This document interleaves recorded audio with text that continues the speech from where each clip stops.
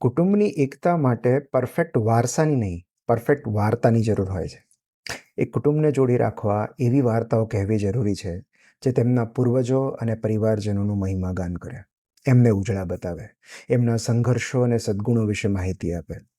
કારણ કે પરિવાર વિશેની જે વાતો આપણે બાળકોને કહીએ છીએ એ જ વાતો પરિવારને જોડવા કે તોડવાનું કામ કરે છે. માટે સ્વજનોની ખામીઓ નહીં, એમની ખાસિયતો કહેવી જરૂરી છે. વડીલોના આદર્શો, દાદાના સંઘર્ષો અને દાદીના ત્યાગની કથા.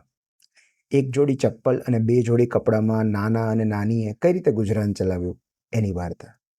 મુશ્કેલીના દિવસોમાં તેમણે કઈ રીતે લડત આપી એની વાર્તા. કપરા સમયમાં પરિવારજનોને કઈ અને કેટલી મદદ કરી એની વાર્તા. દરેક કુટુંબમાં એક કથાકાર હોય છે, એક નરેટર. અને કથાકારની મુખ્ય જવાબદારી એ હોય છે કે પરિવારના અન્ય પાત્રો શ્રોતાગણની નજરમાંથી ઉતરી ન જાય. પરિવારના સભ્યોમાં લાખ બુરાઈઓ હશે, પણ એના વિશે વાત કરીને સંતાનોના મનમાં અત્યારથી કડવાશ ભરવાની જરૂર નથી. જેમ જેમ તેઓ મોટા થશે તેઓ આપમેળે સમજતા જશે. પછી એમને નક્કી કરવા દઈએ કે એમણે એમના સંતાનોને કઈ વાર્તા કહેવી છે.